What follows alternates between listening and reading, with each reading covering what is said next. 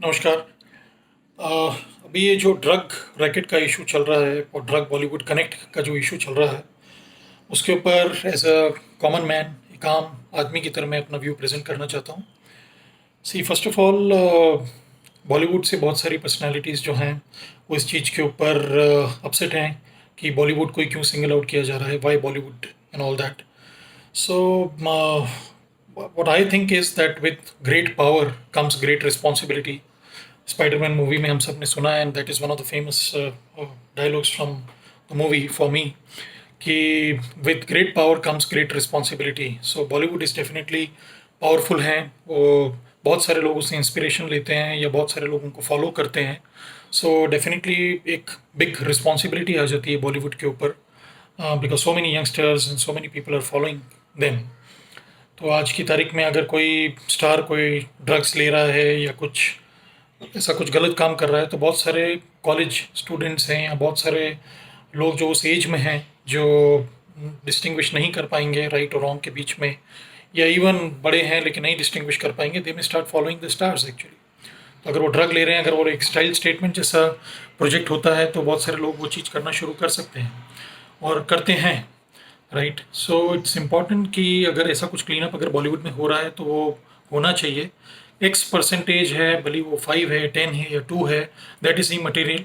लेकिन वो percentage important नहीं है। इम्पॉर्टेंट ये है कि जो भी लोग कर रहे हैं, और अगर बड़े स्टार्स कर रहे हैं या छोटे स्टार्स कर रहे हैं, तो वो डेफिनेटली क्लीन अप होना चाहिए। And other thing is like some journalist, senior journalist, and even some star said, star wife and star said कि अरे 49 mg ही तो है, इतना ही तो है। I don't know what was the right quantity या क्या मात्रा के बारे में उन्होंने बोला, लेकिन they were making fun of it. For me it is not funny. I don't think it's funny for any common man, क्योंकि हम नहीं चाहते कि हमारे बच्चे कॉलेज में जाएं या बड़े हों और वो इस चीज़ को एक मजाक की तरह लें, या 49 mg हो या 49 किलो हो, that is not important. And अभी तो शायद अभी एनसीबी ने जो इतना सारे पेडलर्स को पकड़ा है, तो अभी शायद 4-5 किलो हो गया होगा, तो शायद आपके थ्रेशोल्ड के ऊपर चले गया होगा। So I think now it may have become an important issue for you, क्योंकि 49 mg तो आपके लिए इम्पोर्टेंट इशू नहीं था। तो it is not, again it's not important कि क्या क्वांटिटी है। अभी इतने सारे पेडलर्स पकड़े जा रहे हैं, सबके पास थोड़ा थोड़ा है, yes, that is not important कि कितना क्वांटिटी है, लेकिन एक नेटवर्क जो है उसको कैच किया जा रहा है, which is important, which is supplying drugs to may be Bollywood and other places also, right. So it's important to catch those peddlers, उनको पकड़ना ज़रूरी है, जिससे कि नेटवर्क को या डिस्ट्रीब्यूशन नेटवर्क को कम किया जाए। फिनिश नहीं कर सकते तो एटलीस्ट उसको ड्रास्टिकली रिड्यूस किया जाए। बिग फिश तक पहुंचेंगे नहीं पहुंचेंगे, उसके ऊपर बड़ा क्वेश्चन हो रहे हैं। बड़े बड़े जर्नलिस्ट जो हैं उसके ऊपर क्वेश्चन उठा रहे हैं अपने चैनल के अंदर कि इनको पकड़ने से क्या होगा, बिग फिश को पकड़ो। See basically I think to reach the big fish also, ये डिस्ट्रीब्यूशन चैनल को अटैक करना ज़रूरी है, बिग फिश तक पहुंचना। और अगर बिग फिश नहीं भी पकड़ में आता है, अगर ये बहुत सारे पेडलर्स को फिनिश कर दिया जाए, डिस्ट्रीब्यूशन नेटवर्क को बहुत कम कर दिया जाए, तो डेफिनेटली उसका सर्कुलेशन डिस्ट्रीब्यूशन रिड्यूस हो जाएगा। तो which is also an important step going forward, right. I am not saying कि बिग फिश को मत पकड़िए, डेफिनेटली पकड़िए, लेकिन जब तक नहीं पकड़ा जा रहा, ये कोई लॉजिक नहीं है कि आप छोटे मोटे पेडलर्स को मत पकड़िए। That's very illogical according to me. And secondly, like as I said कि it is definitely not funny, it doesn't tickle any funny bones in me for sure कि आप ये बोल रहे हैं कि वहाँ के साधुओं के पास में जाके देखिए, इतना तो हर साधु पी रहा है, या दिल्ली की सड़कों पे मिल रहा है, या जो भी हो रहा है। अगर आपके पास में इंफॉर्मेशन है, भले वो हिमाचल प्रदेश में मिल रही है, एक्स जगह मिल रहा है, वाई जगह मिल रहा है, अगर आपके पास में इंफॉर्मेशन है तो आप डेफिनेटली एनसीबी को दीजिए। जैसे आप कुछ एक्टर्स को पूछ रहे हैं कि भाई आपके पास इन्फॉर्मेशन है बॉलीवुड की, तो फर्निश करिए।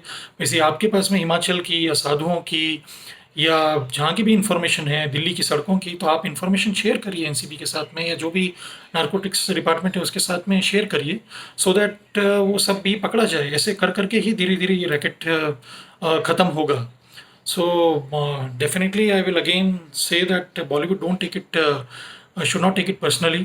ऐसा नहीं है कि कोई 4 पेडलर पकड़े गए या 5 एक्टर पकड़े गए, तो आज Amit ji is my favourite actor, तो आई विल से कि ना ना ना, अभी 5 ड्रग पेडलर पकड़े हैं या 5 आर्टिस्ट पकड़े गए हैं, अब Amit ji is not my favourite actor, I don't respect his art any more. ऐसा नहीं होगा, राइट। सो जो भी आज की तारीख में जो लता जी का या श्रेया जी का या अमित जी का या जया जी का या वटेवर जो भी हैं, या कंगना हैं, या जो भी एक्टर्स हैं, उर्मिला जी हैं, वटेवर, सो कोई रिस्पेक्ट है, या जो चाहते हैं, जो फैन बेस है, वो पेडलर्स के या कुछ एक्टर्स के पकड़े जाने से वो चीज़ कम नहीं हो जाएगी, राइट? वो रिस्पेक्ट रहेगा, आर्ट के लिए जो रिस्पेक्ट है वो हमेशा रहेगा। So Hema ji is saying कि Bollywood is known for art, या definitely it will continue to be known for art. But इसका मतलब ये नहीं है कि आप पेडलर्स और जो काम कर रहे हैं उनको नहीं पकड़िए, और कोई भी पूरे बॉलीवुड को अटैक नहीं कर रहा है। As a common man at least हमें तो ये समझ में नहीं आ रहा है, लेकिन जो पकड़ा जाना चाहिए, जो इस चीज़ का इस्तेमाल कर रहा है, जो नेटवर्क है, वो डेफिनेटली कैच होना चाहिए। So Bollywood please set an example, आप सबके लिए इंस्पिरेशन है। कोई यूनिवर्सिटी प्रोफेसर की फोटो नहीं लगाता अपने रूम के अंदर, राइट? हीरोज की या एक्टर्स या एक्ट्रेसेस की फोटो ही लगाते हैं, right? So this a big fan following, right? Many people will not know who is Richard Feynman, but everybody knows who is Ranveer Singh और रणबीर कपूर और whatever, right? So important is to understand that responsibility, to understand कि आपका जो connect है common public के साथ में वो एक डिफरेंट है, right? And please set an example, and don't put it aside. As I said, like with great power comes great responsibility, so please embrace it. Thank you.